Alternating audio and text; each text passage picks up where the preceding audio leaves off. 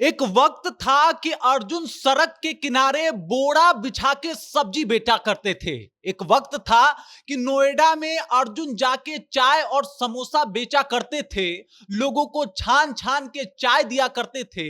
और आज का एक वक्त है कि अर्जुन का सालाना इनकम जो है वो 20 करोड़ रुपया है। और ये जो सड़क से 20 करोड़ रुपए तक का सफर तय किया है अर्जुन ने, ये रातों रात नहीं किया है। इसके ऊपर उन्होंने जी तोड़ मेहनत की है, इसके ऊपर उन्होंने लगातार काम किया है और तब जाके उन्होंने ये फासला तय किया है। आज मैं जब आपको अर्जुन की कहानी बताऊंगा तो आपको पता लग जाएगा कि अगर आप सच्चे मन से ईमानदारी के साथ मेहनत करते हैं तो सफलता झक मार के आपके पास आएगी ही आएगी। इस कहानी के ऊपर आएंगे, लेकिन उससे पहले मेरा परिचय जान लीजिए। मेरा नाम है रजत और आप जनता जंक्शन देख रहे हैं। आज कहानी सुना रहा हूं बिहार के एक छोटे से गांव से आने वाले अर्जुन के बारे में। अर्जुन छपरा के खलपुरा गांव से आते हैं और यहीं से इनकी शुरुआत होती है। शुरुआती दौर में इनके घर की माली हालत ठीक नहीं होती।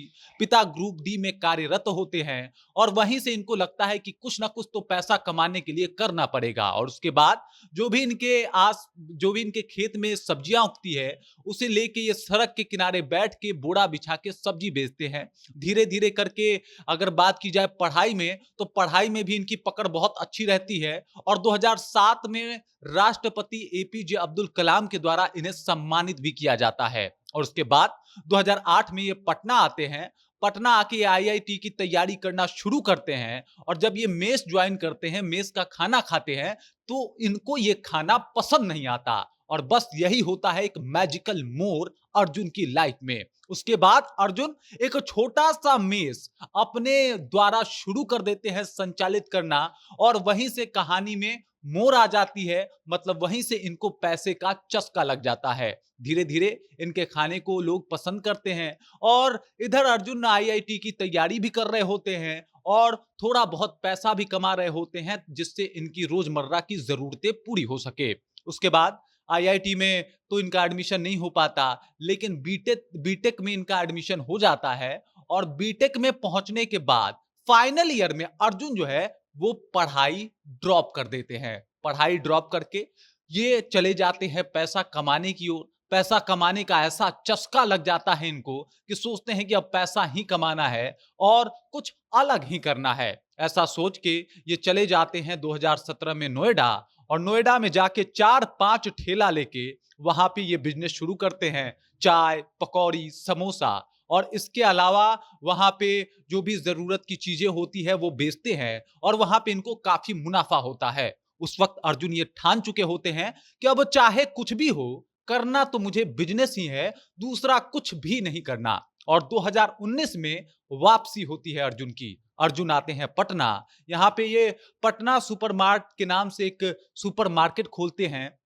हालांकि ये सुपरमार्केट स्टार्टिंग में तो बहुत अच्छा चलता है, लेकिन उसके बाद आता है अर्जुन के लाइफ में एक टर्निंग पॉइंट, कोविड-19, जिससे पूरी दुनिया परेशान थी।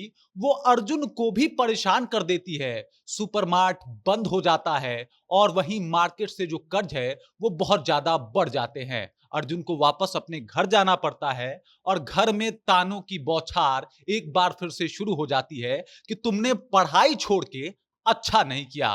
पढ़ाई छोड़ के अच्छा ना करने का दबाव और ऊपर से मार्केट से जो कर्ज था, इस बात का दबाव अर्जुन को विचलित कर जाता है और वो घर परिवार सब कुछ छोड़ के नेपाल भाग जाते हैं। लेकिन नेपाल में बैठे बैठे अर्जुन सोचते हैं कि अब मेरे पास सिर्फ दो ही विकल्प है, या तो मैं नेपाल में रह जाऊं या फिर वापस जाके काम शुरू करूं और सब कुछ बेहतर कर दूं। अर्जुन जो है वो दूसरा विकल्प चुनते हैं, वापस गांव आते हैं और इस बार वो सोचते हैं कि फूड एरिया में ही मुझे कुछ करना है, काम तो मैं यही करूंगा। और यहीं से ये जिद पाले हुए अर्जुन जो है काम को आगे बढ़ाते हैं। 1 करोड़ रुपए लोन पे लेते हैं और एक बार फिर से काम शुरू कर देते हैं। अपने माता के नाम पे शांतिलाल फूड वेंचर की शुरुआत करते हैं वो पटना में। और देखते ही देखते उनका फूड वेंचर जो है पटना में वायरल हो जाता है। उनके खाने की तारीफें हर जगह सुनाई देने लगती है कि भाई साहब एक नया फूड वेंचर खुला है, क्या जबरदस्त खाना देता है और वो भी किफायती दर में। धीरे धीरे करके अर्जुन का जो बिजनेस है वो आगे बढ़ने लगता है और देखते ही देखते पटना में उनके 10 नए ब्रांच खुल जाते हैं। आज आप जाइएगा पटना के गलियारों में घूमिएगा, कहीं ना कहीं आपको शांतिलाल फूड वेंचर देखने को मिल जाएगा। और आज स्थिति यह है कि बाकी शहरों से भी फ्रेंचाइजी के डिमांड आ रहे हैं कि कृपया आप अपना फ्रेंचाइजी हमें दे दीजिए। और आज की स्थिति यह है कि अर्जुन न सिर्फ 20 करोड़ रुपए कमा रहे हैं, बल्कि 600 लोगों को रोजगार भी दे रहे हैं। 600 लोगों की जिंदगी और घर अर्जुन के बदौलत चल रही है। और अर्जुन बताते हैं कि आने वाले वक्त में वो 1000 लोगों को जॉब दे देंगे और इसके अलावा उनका जो टर्नओवर है वो बढ़ के पहुंच जाएगा 50 करोड़। अब आप समझ जाइए कि अर्जुन की जिंदगी कहां से शुरू होती है और आज अर्जुन की स्थिति कहां पे पहुंच गई है। आप ये समझिए कि वो लोग जो कभी ताने दे रहे थे कि इन्होंने पढ़ाई छोड़ के जो है अपने आप को बर्बाद कर लिया, आज वो लोग अर्जुन के ऊपर प्राउड फील कर रहे हैं और बता रहे हैं कि अर्जुन ने क्या काम कर दिया। और ये कहानी बताती है कि अगर आप शिद्दत के साथ, मेहनत के साथ और लगन के साथ किसी काम को शुरू करते हैं तो सफलता मिलनी तय है। आज नहीं तो कल सफलता झक मार के आपके पास आएगी।